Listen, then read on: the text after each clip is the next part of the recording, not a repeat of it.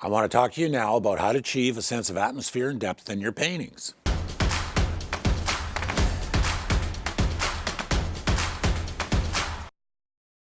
Hello everyone, my name is Mike Svob and welcome to my channel. I've been teaching and painting for over 30 years and I decided to start this channel to help you become a better artist. Now if you stay with me on this channel on a weekly basis, I will answer your questions and help you become that better artist. All right, here I have a couple of paintings I'm going to use as an example. Every painting's different, every landscape painting's different. A lot of these concepts just apply to the way we see as artists or as people. I guess better the way we see as human beings is when you get right down to it. And we perceive depth. We don't actually see depth. We just perceive it. We assume things are far away. We assume they're close.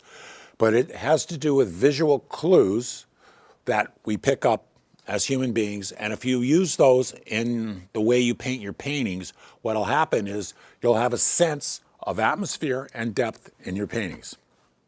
Now, it's different under different conditions, but I'm going to give you a couple of generalities and use the examples I have here in front of me to help you with it. One of the things that happens in painting, and it has to do with the way we see, is I've got a sample here, one of my paintings, and it's a mountain landscape. And you can see in the distance here, you get cooler colors. And in this case, that means bluer or violet as you go back into the distance. And as you come forward, they're warmer. This is hot color compared to this, and this is a warmer green than the blue.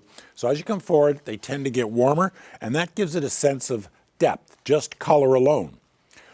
When we see things in reality, the further away they are, the less warm color they have or the cooler color they have. Now, sometimes that reads as blue, sometimes it reads as violet. It doesn't matter. In your painting, if you use that idea, it'll help achieve that sense. The other one I have here, and they're both examples of this, but the other one I have here also uses the same idea. In the distance, I've got a line of trees. Snow on the ground, line of trees in the distance. And then I've got cooler and warmer colors in the background. But again, the warmer things, the warmest colors are in the foreground and the coolest colors are in the distance. Also in this one, which is a little different than that one, is as you go into the distance, you see less and less detail. The most detail is in the foreground. As you go back, these appear to be trees. The power poles, whatever it is, you have less detail on it, less contrast, less value contrast, all right? So value contrast and color.